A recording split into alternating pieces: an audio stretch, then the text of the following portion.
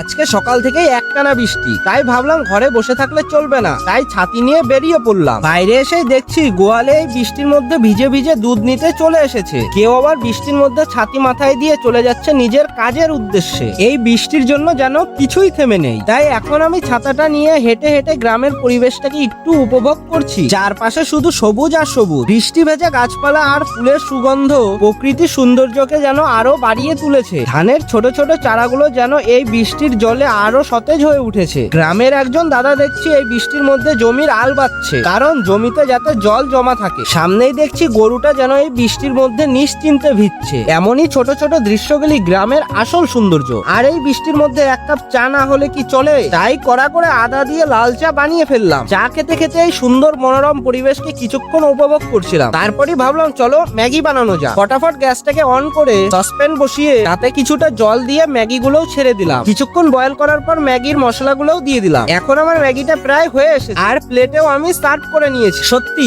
এই বৃষ্টির দিনে যেন ম্যাগির স্বাদ আরো দ্বিগুণ হয়ে যায়। আর আমাদের গ্রামের পরিবেশ তোমাদের কেমন লাগলো অবশ্যই কিন্তু কমেন্টে জানিও। আর এই ভিডিওটা যদি তোমাদের ভালো লেগে থাকে তাহলে অবশ্যই একটা লাইক করে দিও।